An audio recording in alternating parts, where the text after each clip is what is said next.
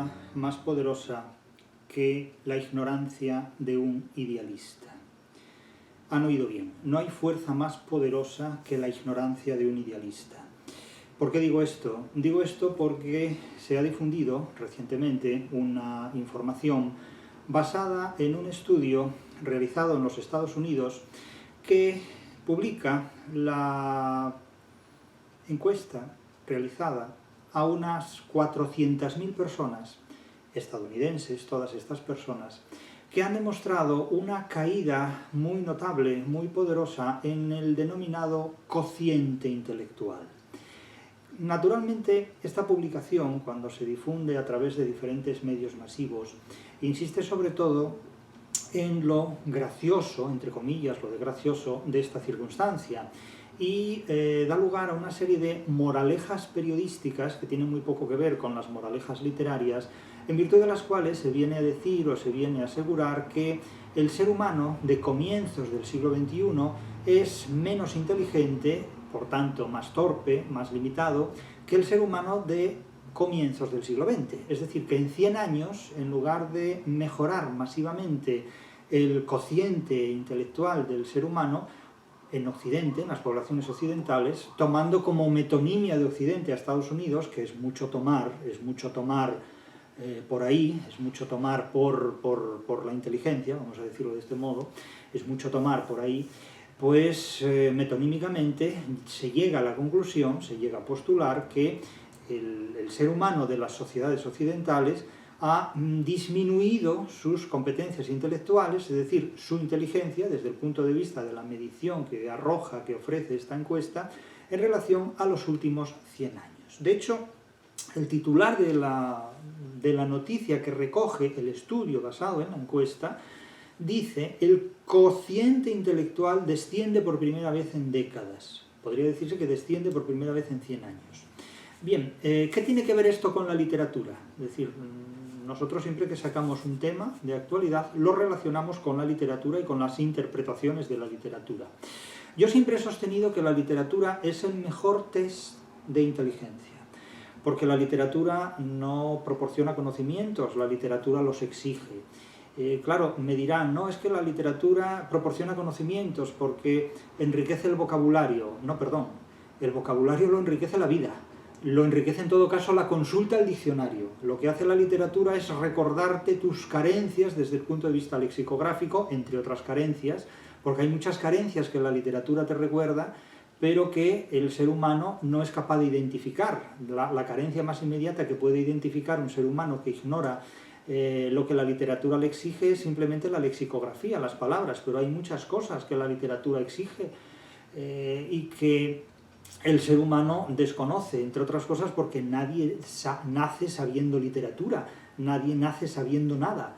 Es decir, el ser humano nace como un cheque en blanco que lo único que sabe es llorar y respirar, en el mejor de los casos, naturalmente, y luego va adquiriendo conocimientos a lo largo de su vida. Pero la literatura no proporciona conocimientos, sino que los exige, y en este sentido es un desafío al conocimiento humano. Exige proveerse de conocimientos que hay que buscar fuera de la literatura para después volver a la literatura a interpretarlos. Ahora bien, ¿qué hacemos cuando masivamente, industrialmente, podemos decir, el cociente intelectual del ser humano del siglo XXI está por debajo del cociente intelectual del ser humano del siglo XX? Pues esto, desde el punto de vista literario, ¿qué significa? Nada nuevo, evidentemente, porque ¿cuál era el cociente intelectual del siglo XVII en el momento en el que se escribe el Quijote y se publica, 1605, 1615? Pues probablemente muy inferior al de hoy, y sin embargo en aquella época se escribe la mejor obra literaria de todos los tiempos y hoy resulta inconcebible que algunas personas que se declaran poetas sean capaces de escribir un soneto. Es decir, la inteligencia artificial puede escribir un soneto, muchos supuestos poetas no son capaces de escribir un soneto, no son capaces ni siquiera de rematar 2 cuartetos seguidos, cuanto más llegar a 2 tercetos, en definitiva. Por lo tanto, está, digamos, en peligro, como diría Todorov, la literatura, porque baja el coeficiente, o el cociente, mejor dicho, intelectual de los seres humanos. No, en absoluto. Es decir, la literatura ha nacido en peligro, ha vivido siempre en peligro, amenazada por las limitaciones y por las interdicciones procedentes de la política, de la religión y de la filosofía, y ha sobrevivido siempre a todos esos peligros porque donde hay vida inteligente hay literatura. No es necesario que haya muchas personas inteligentes para que haya literatura, basta que haya una que la escriba y otras que sean capaces de entender y de interpretar lo que ha escrito esa persona inteligente. Ahora bien, ¿cómo se puede abrir camino la literatura a lo largo del tiempo y a través de una sociedad donde disminuye la capacidad intelectual del ser humano? Donde disminuye la capacidad intelectual del ser humano masivamente, colectivamente, industrialmente. Porque claro, aquí lo que está en peligro no es la literatura, aquí lo que está en ridículo son las universidades y las instituciones educativas. Porque si resulta que en esa época de la historia, la nuestra, la presente, en la que disponemos de mayor número de universidades, supuestamente muy potentes todas ellas, porque cada vez que se publica la clasificación, que unos llaman ranking, clasificación de Shanghái o de donde sea, resulta que el resultado siempre es el mismo, las primeras siempre son las mismas porque son las que promocionan esa evaluación y ese estudio, y después unas están por encima de otras, otras por debajo de las unas, eso no cabe la menor duda, ¿no? Y entonces pues unas celebran que han subido un peldaño, otras justifican que han bajado otro peldaño, etcétera, etcétera, y así pues la gente se entretiene y se divierte. Pero al margen de todas estas clasificaciones, lo que importa es qué es lo que hace usted en la universidad, sea como alumno o sea como profesor.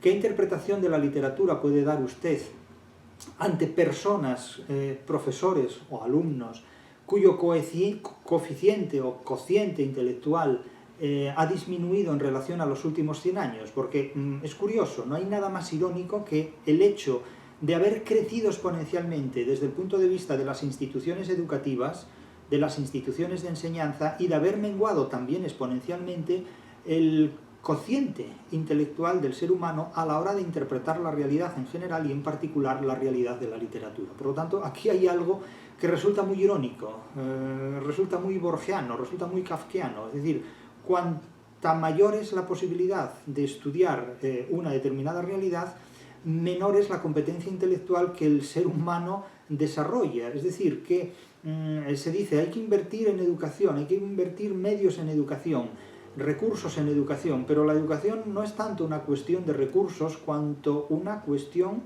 de contenidos. Es decir, ¿qué es lo que se estudia cuando se estudia literatura? Pues en nuestros tiempos lo que se estudia cuando se estudia literatura no es literatura, es ideología. Y la ideología es una forma de organizar emocionalmente la ignorancia colectiva. La ideología es una forma de organizar colectivamente la ignorancia de los seres humanos en grupos. Es una forma de organizar en grupo la ignorancia colectiva, de organizar emocionalmente y colectivamente la ignorancia gregaria, la ignorancia gremial. La literatura es otra cosa completamente diferente. Pero la mayor parte de las personas inteligentes en el siglo XXI no se dedican ni a la literatura ni a la política. ¿Esto qué significa? Pues que significa que solo una mínima parte de las personas inteligentes se dedican a la política y se dedican a la literatura. El resto se dedican a otras actividades, que no sé si son mejores o peores, pero sé que no son ni la política ni la literatura, que por cierto tienen muy poco que ver entre sí, política y literatura. Son dos cosas completamente diferentes. De hecho, la política es la organización del poder, es la administración de la libertad, sobre todo en el marco de un Estado, y la literatura es una construcción humana que se abre camino hacia la libertad a través de la lucha y del enfrentamiento dialéctico, que utiliza sistemas de signos lingüísticos a los que confiere un valor poético que los idealistas alemanes llamaron estético, que instituye una proyección ficticia, que instituye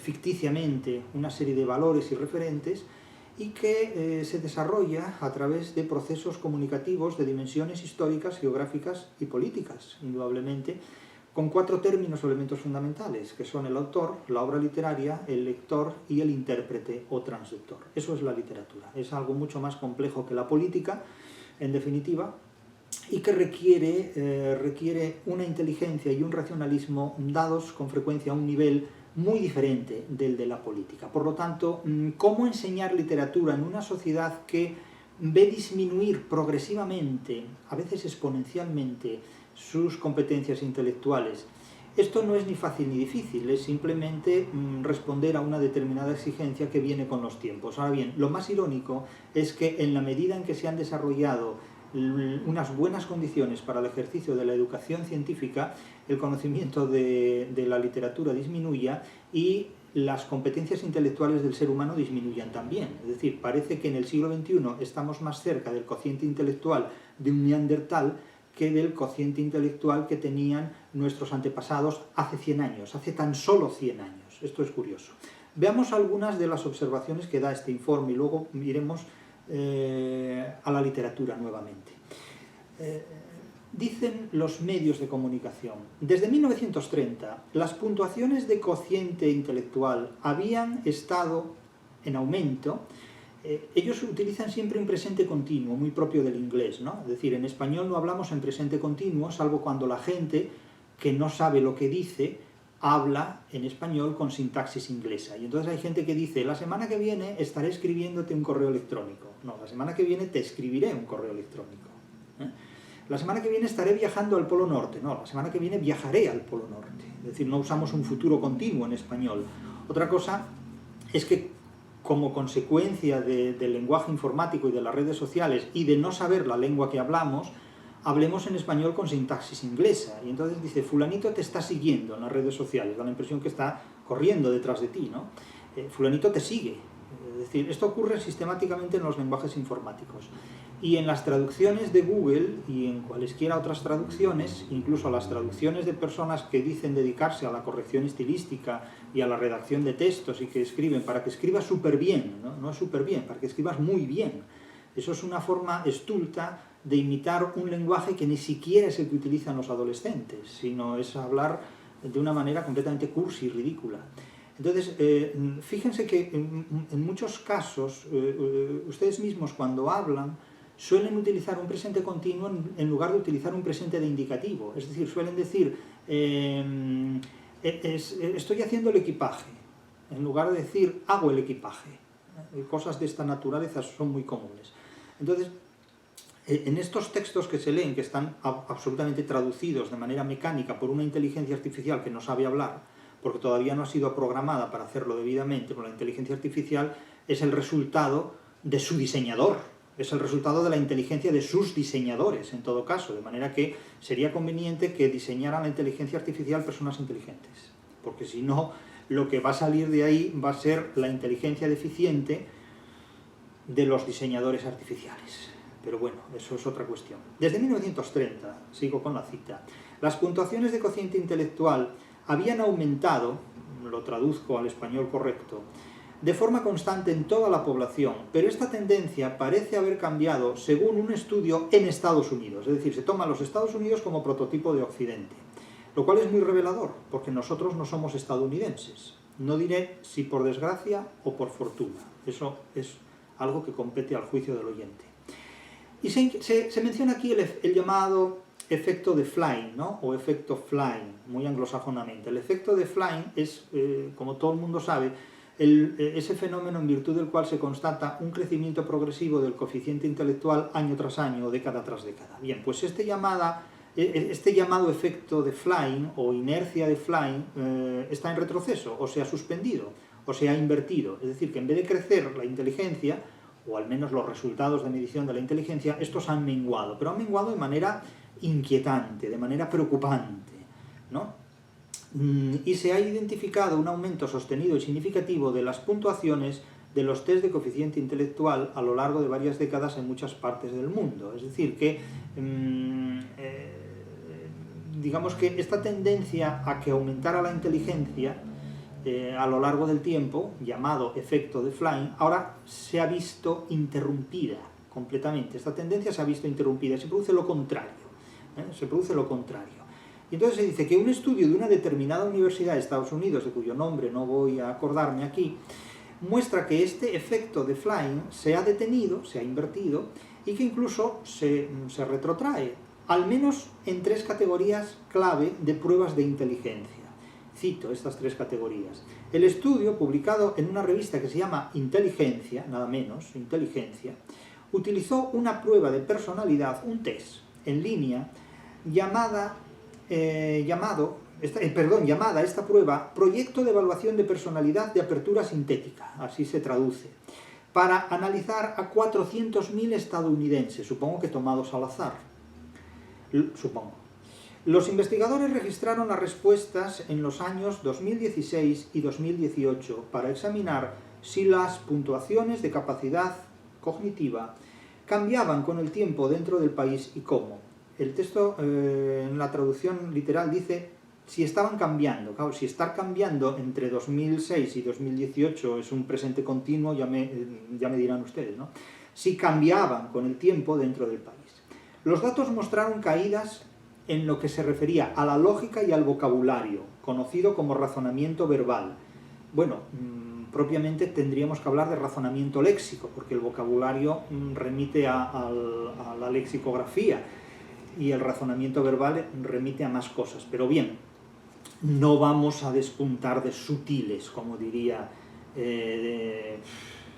Maese Pedro al Trujamán que relata los episodios del retablo quijotesco y cervantino. No vamos a despuntar de sutiles. Resolución de problemas visuales y analogías, conocido como razonamiento matricial, y competencias, yo digo competencias, el texto dice habilidades, competencias computacionales y matemáticas, conocidas como series de letras y números. Bien, estos son básicamente los test que se realizan. Cualquiera que haya hecho test de pruebas de cociente intelectual sabe cómo funcionan estos test, que son mecanismos muy semejantes a los test para aprender a conducir. Es decir, se puede tener a veces muy poca inteligencia, pero bastaría simplemente con controlar el funcionamiento y el mecanismo de este tipo de test para obtener tanto el carnet de conducir teórico como obtener un buen coeficiente intelectual en el adiestramiento y en el ejercicio de este tipo de test. Es decir, que se puede ser un tarugo para muchas cuestiones, pero sin embargo tener competencias para resolver con acierto, con éxito, dirán los anglosajones, para resolver con acierto estas pruebas de inteligencia, que resultan más lúdicas que reveladoras, pero bueno, allá cada cual. Y entonces el artículo ya automáticamente lanza una interpretación y dice, somos menos inteligentes, somos menos, como si alguien tuviera que ver con esto, aunque no lo supiera, ¿no? Y entonces se cita el nombre el dropping names, ¿no? El dejar caer nombres, ¿no? Fulanito de tal, no vamos a decir su nombre, profesora de tal y cual en la investigación de la universidad, de cuyo nombre tampoco queremos acordarnos, y una de las autoras del estudio, sostiene que estos resultados no significan necesariamente que los estadounidenses se vuelvan menos inteligentes. Ella dice se estén volviendo, se vuelvan menos inteligentes, sino que simplemente empeoran, ella dice que están empeorando a la hora de realizar determinado tipo de pruebas. Bueno, esto es como decir que cuando alguien se muere, no es que se haya muerto, es que ha dejado de respirar y está demostrándolo. Claro, como ustedes comprenderán, esto es una paradiástole muy forzada, ¿no?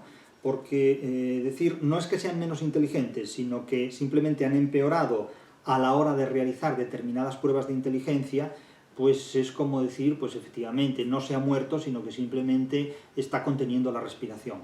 Bueno, claro, ¿cómo le explicamos a esta persona que lo que dice es una paradiástole que tiene valor literario, pero que, claro, los chistes los cuenta mejor Chiquito de la Calzada, ¿eh? O sea, realmente esto es mejor, ¿cómo decir?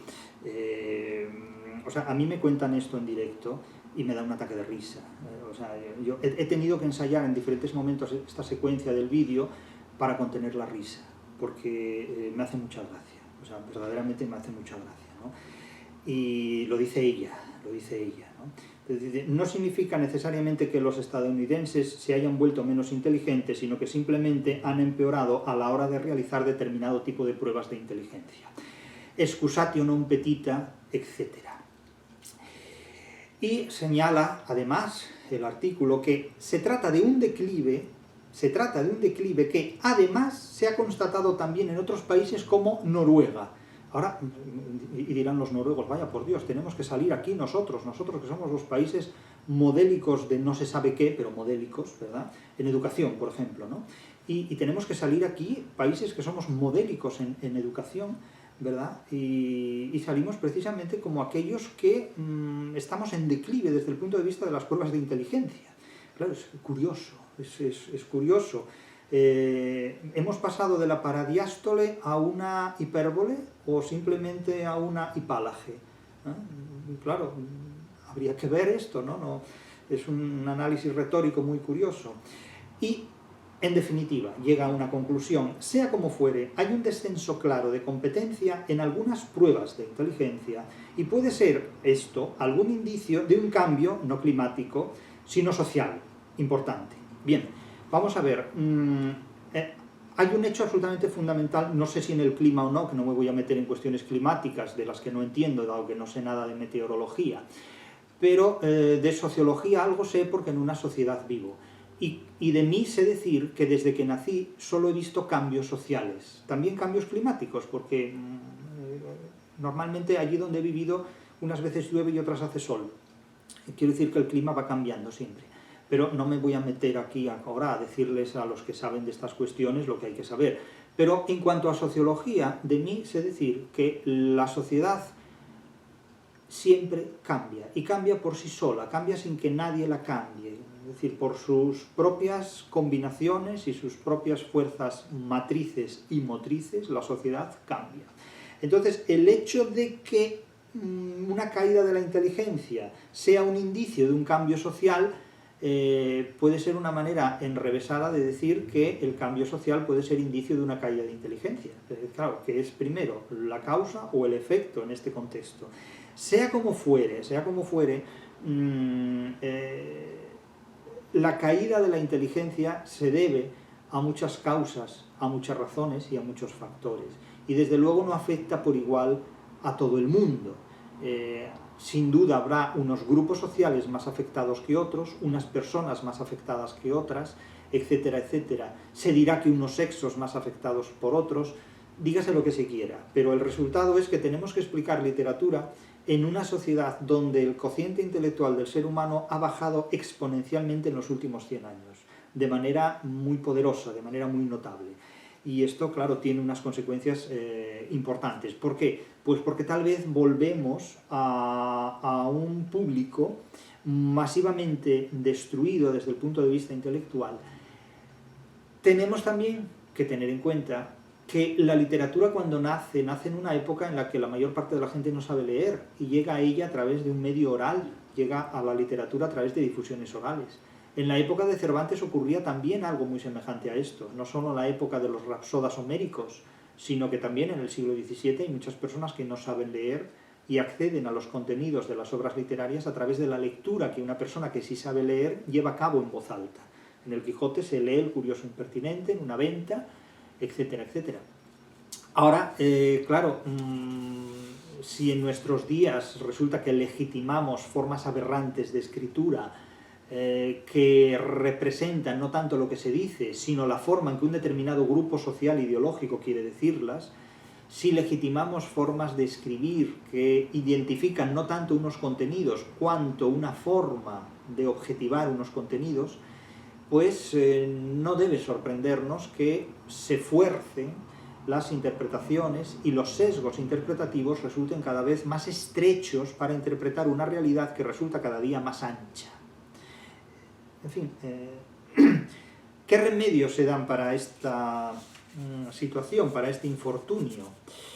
Pues son muy curiosos, porque son los remedios que se daban hace 100 años y los han copiado literalmente a través de décadas y los reproducen ahora de nuevo como si no hubiera ocurrido nada. Entonces, fíjense ustedes lo que dicen.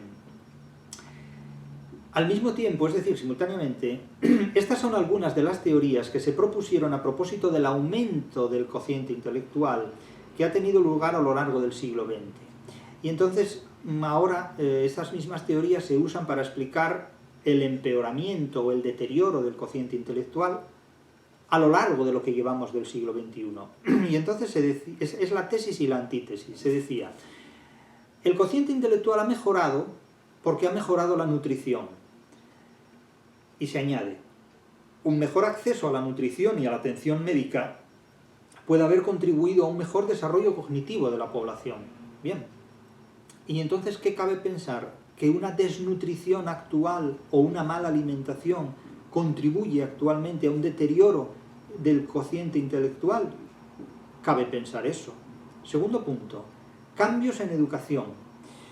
Se supone que los cambios en educación llevados a cabo en el siglo XX han mejorado el cociente intelectual del ser humano y que los cambios en educación llevados a cabo en el siglo XXI han deteriorado el cociente intelectual del ser humano. Pues los pedagogos me explicarán cómo, dado que se supone que la pedagogía ha contribuido a mejorar las condiciones educativas del ser humano, ¿cómo es posible que los resultados del cociente intelectual estén por debajo? Sin duda no puede deberse a la pedagogía, tiene que deberse probablemente a quizás la velocidad que los caracoles han desarrollado en los últimos tiempos, al tocino, tal vez, que tenga que ver algo con la velocidad, pero no puede tener que ver con la pedagogía. Eso por supuesto, porque se supone que la pedagogía ha contribuido a incrementar exponencialmente las condiciones educativas del ser humano a lo largo de las últimas décadas. Por lo tanto, nada más irónico que suponer que la pedagogía ha contribuido a deteriorar el cociente intelectual del ser humano. Pero lo cierto es que, a lo largo del tiempo, la educación se ha vuelto más accesible y de mejor calidad, dice el informe, respecto a hace 100 años, lo que puede haber contribuido al aumento del cociente intelectual. ¿Y cómo explicar ahora el deterioro del cociente intelectual? ¿Acaso la educación, que es más accesible, como decíamos al principio de esta sesión, se ha convertido en una educación de peor calidad? ¿Acaso los cambios en educación han contribuido a un deterioro en la educación, en sus contenidos, en sus procedimientos y en su propia pedagogía?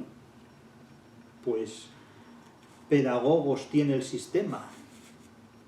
Hablen con ellos. Tercer punto, de 4. Mayor exposición a la información. La mayor exposición a la información ha incrementado el cociente intelectual de la gente. Cabe suponer que si el cociente intelectual de la gente ha disminuido es porque no se ha producido, en este caso, una menor exposición a la información, sino todavía una mayor exposición a la información. ¿O acaso cabe interpretar que lo que se ha producido ha sido una mayor exposición a la desinformación? Porque claro, no es lo mismo exponerse a la información que exponerse a la desinformación. Quizás hoy los medios de comunicación llamados de información son más bien medios de desinformación. Es una cuestión que también habría que plantearse. Porque no estamos hoy menos expuestos a la información que hace 100 años, sino que estamos muchísimo más expuestos. Y sin embargo el coeficiente intelectual ha bajado. Y si se aduce la exposición a la información como una razón de subida y ha bajado, es porque estamos más expuestos a desinformación, no a información. Y se advierte, con el advenimiento de la tecnología y de la globalización, las personas están expuestas a una mayor cantidad de información, lo que podría estimular el desarrollo cognitivo o deteriorarlo. Porque estamos expuestos a mayor cantidad de información o a mayor cantidad de desinformación. Eso es una cuestión absolutamente clave en este punto. Porque si no se puede procesar la información que se recibe, el deterioro no es que venga dado por la información, sino que el deterioro ya es previo al procesamiento. Cuarto punto, los cambios en las estructuras familiares. Parece ser que a lo largo del siglo XX se estructura la familia de tal manera que repercute benignamente en el cociente intelectual de los miembros de la familia. Las familias más pequeñas pueden permitir una mayor atención y recursos dedicados al desarrollo cognitivo de cada niño, dice el informe. Claro, hoy las familias ya son tan pequeñas que a veces ni siquiera hay niños, sino que simplemente es una pareja, nada más. Las familias han pasado de formarse en parejas e hijos a formarse simplemente en parejas o simplemente a ser únicas personas que viven solas. Cabe suponer que estos cambios en la estructura familiar que se llevaron a lo largo del siglo XX y que contribuyeron a desarrollar exponencialmente el cociente intelectual de los seres humanos, hoy día se hayan invertido de tal manera que sean las causantes de contribuir al deterioro de ese cociente intelectual, porque si antes lo positivo era la estructuración de las familias y ahora tenemos desenlaces negativos en el cociente intelectual, quizás se deba a una desestructuración de las familias. Puede ser. Y en último lugar, quinto punto, eran 5, no 4, veo aquí. se dice, entrenamiento en habilidades analíticas. Yo hablaría de desarrollo de competencias analíticas. Lo de habilidades es propio de los animales, las competencias son propias de los seres humanos. Ustedes me dirán que no, algunas personas dirán que no. Estamos en democracia, ustedes pueden decir lo que quieran, yo también. Y yo digo, desarrollo en competencias analíticas. La sociedad moderna requiere cada vez más, ellos dicen habilidades, yo digo competencias de razonamiento abstracto y lógico. Bueno, lo que podría influir en el aumento de las puntuaciones del cociente intelectual. Bien, requiere cada vez más competencias de razonamiento abstracto y lógico, o cada vez menos, depende cómo lo veamos. Requiere más competencias de razonamiento abstracto y lógico para los que diseñan la inteligencia artificial y requieren menos competencias para los que la utilizan, porque ya les vienen con el trabajo hecho. Claro, el que diseña una calculadora, el que diseña un programa informático, requiere una gran competencia en razonamientos abstractos y lógicos, pero también materiales y prácticos y concretos, ¿no? ¿O acaso el escolástico medieval no necesita un razonamiento abstracto y lógico poderosísimo para elaborar un derecho internacional público como hizo Francisco de Vitoria? Claro, es que depende de lo que exijamos. ¿O acaso Cervantes, cuando escribe el Quijote, no tiene que desarrollar un razonamiento abstracto y lógico para componer toda la fábula de su historia? Claro, estamos hablando de figuras geniales, Francisco de Vitoria, Miguel de Cervantes, no estamos hablando del vecino del Quinto, ni de mí, ¿no? Entonces, claro, se requiere una exigencia en las capacidades de razonamiento, pero para los que diseñan el mundo, no para quien consume los productos diseñados por los inteligentes. Tengan en cuenta que la democracia no quiere demócratas, la democracia quiere consumidores, porque la democracia quiere lo mismo que el mercado que la mantiene. Entonces, aquí hemos pasado de valorar la inteligencia a valorar el consumo. La inteligencia es un secreto que está en manos de quienes diseñan la organización política del mercado, de quienes diseñan la organización política del mercado que reemplaza ya a la organización política de los estados. En definitiva, la cuestión es cómo explicar literatura en una sociedad donde el cociente intelectual de los seres humanos no les permite razonar y no les permite afrontar las exigencias de una razón literaria, las exigencias de una crítica de la razón literaria. Pues, ¿cómo explicar literatura? Pues evidentemente uno explica literatura y después que me siga el que tenga capacidades para hacerlo y el que no, pues que siga leyendo a Roland Barthes o que siga leyendo a Terry Eagleton o que siga leyendo a George Steiner o que siga leyendo pues a los autores que quiera, sobre todo a los que escriben en inglés, a Harold Bloom, por ejemplo, pueden seguirlos a todos ellos. Ahora bien, a mí me queda clara una cosa, y es que para triunfar en la vida hay que seducir a los idealistas. Sin seducir a los idealistas no hay triunfo posible en la vida. El éxito del Quijote se debe a que se trata de una novela que ha seducido a los idealistas, que ha seducido precisamente a aquellos individuos de los que se burla de principio a fin a lo largo de toda la novela. Pero ellos no lo saben. Si lo supieran, los idealistas quemarían el Quijote. Pero sin embargo, los idealistas se creen que el Quijote es una obra que los elogia, es una obra que los exalta, o que es una obra destinada a admirarlos, cuando en realidad es una obra que los ridiculiza, los condena al fracaso más rotundo y absoluto. Y sin embargo, el romanticismo hizo del Quijote una obra admirable por creer precisamente que es una obra que los admira a ellos, cuando en realidad es una obra que se burla de ellos completamente. ¿Cómo pueden creer que en el corazón del siglo de oro español, que es el siglo del desengaño histórico por antonomasia, se puede escribir una obra en la que se exalte el idealismo humano? Eso es una reinterpretación totalmente romántica y anglosajona, debida a los idealistas alemanes, que no han entendido absolutamente nada del Quijote, que es, insisto, una obra que constituye la mayor condena que puede haber del idealismo en nombre de la literatura. De hecho, la literatura es siempre realismo puro, aunque sea una literatura aparentemente irracional. En las artes no hay racionalismo, en las artes hay un racionalismo dado a una escala diferente del racionalismo convencional. que cuando la gente no lo entiende lo llama irracionalismo, como identificaban al surrealismo con una forma de irracionalismo, cuando en realidad en el arte y en la literatura todo irracionalismo es un irracionalismo de diseño profundamente racional. No hay arte irracional, porque si hay arte irracional, ¿cómo saben ustedes que es arte? O hacen como aquel pintor que decía que pintaba con el inconsciente. Aun si hubiera dicho que pintaba con el rabo, sería más racional todavía, porque es que el inconsciente no tiene rabo. Vamos, que se sepa, a menos que alguien pueda demostrar la quinta extremidad del inconsciente, suponiendo que tenga brazos y piernas, además de tronco y cabeza. Es decir, para triunfar en la vida tienen que seducir a los idealistas. Si no se seduce a los idealistas, no se triunfa en la vida. El hecho de... o sea, nadie prospera ni tiene éxito tratando de desengañar al prójimo, porque el prójimo no quiere que lo desengañen, el prójimo quiere que lo engañen, básicamente. La gente presta atención a los políticos, no a los profesores, aunque con frecuencia la mayor parte de los profesores sean portavoces vocingleros de los políticos, pero eso es una cuestión completamente diferente, ¿no? Es decir, la gente quiere que la engañen, no quiere que le digan la verdad. La verdad no interesa absolutamente a nadie. La verdad es el peor de todos los recursos, incluso hasta Goethe se dio cuenta de esto, un idealista alemán como él, ¿no?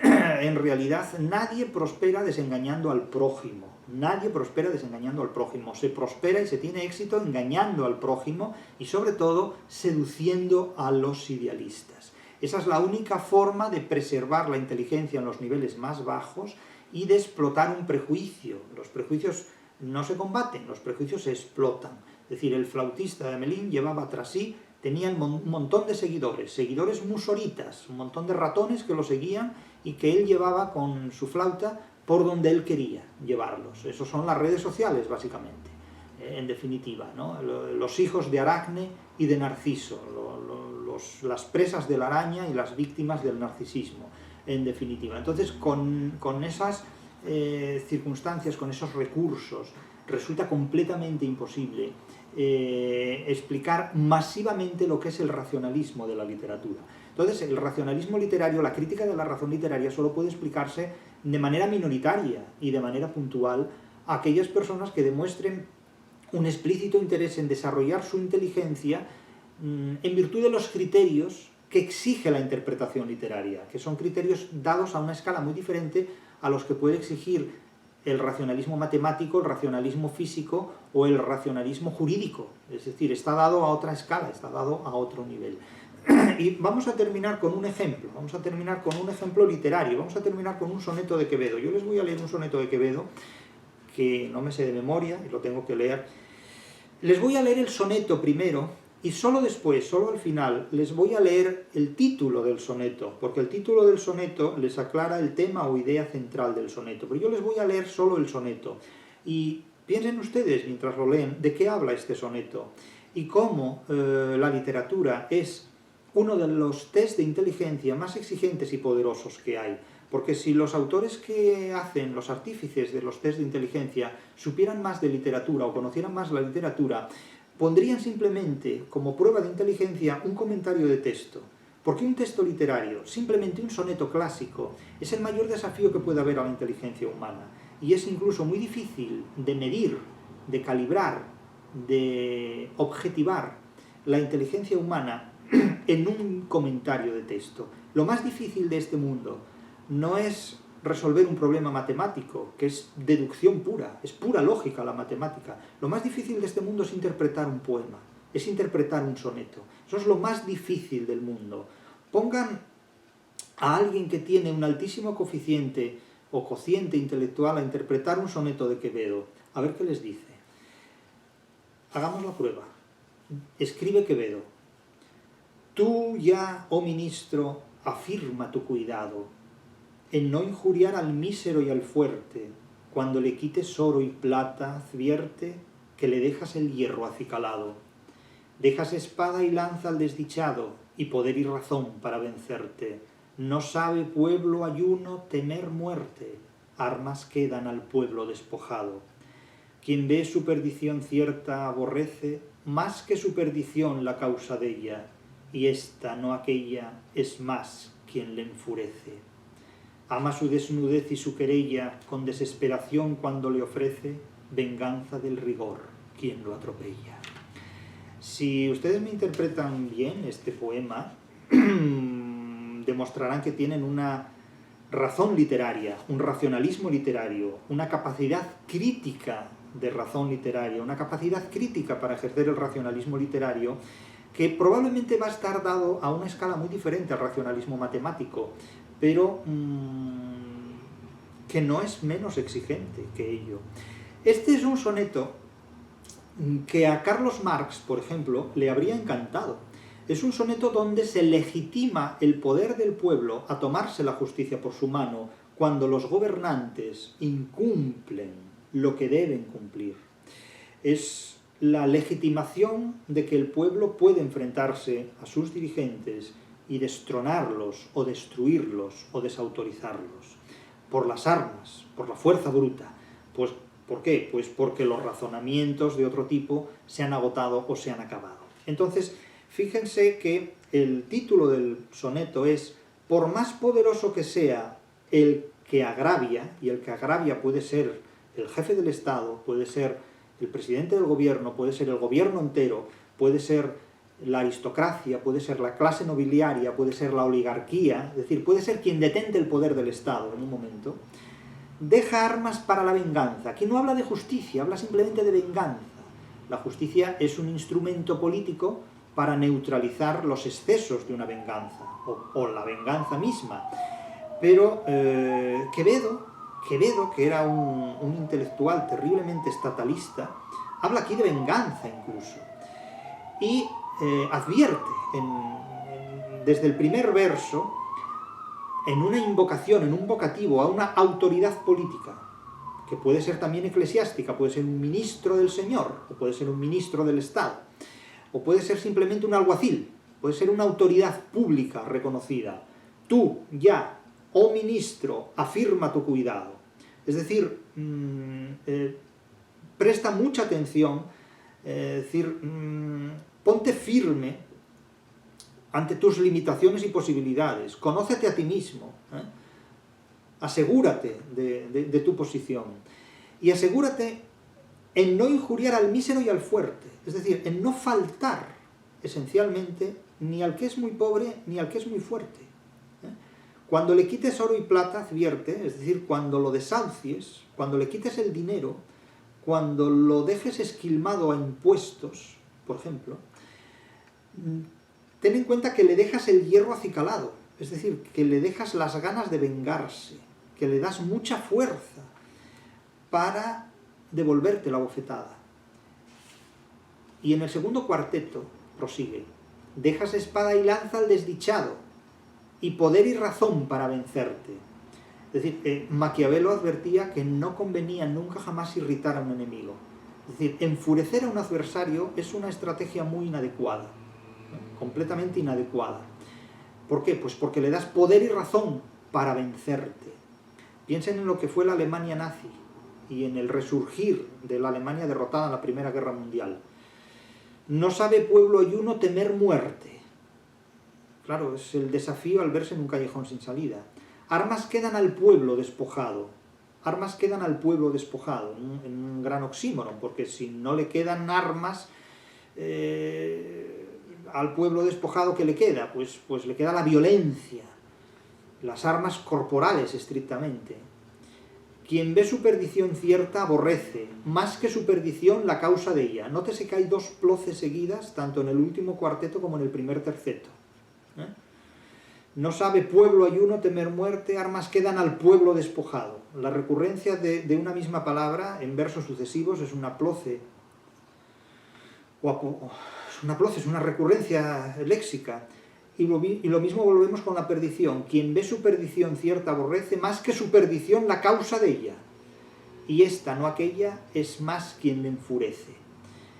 Ama su desnudez y su querella con desesperación cuando le ofrece venganza del rigor quien lo atropella. Es decir, que cuando alguien ofendido encuentra legitimada su venganza, la lleva a cabo. Y contrarrestarla es muy complicado. Ahí es donde el Estado se destruye, donde el poder de la justicia estatal se ve más debilitado por el poder de la justicia ilegal, que no es más que la venganza. Este poema no se cita aquí por casualidad. Estamos en agosto de 2023 y este poema sirve para ilustrar ese descenso en el cociente intelectual con el que nos ha regalado el sistema educativo del siglo XXI procedente de Estados Unidos. Si 400.000 personas entrevistadas en Estados Unidos demuestran hoy, en 2023, en el siglo XXI, un cociente intelectual muy inferior al de hace 100 años, ¿qué nos espera dentro de los próximos 100 años? Y lo más importante, ¿cómo razonar ante la literatura cuando vivimos en una sociedad en la que la gente no sabe razonar?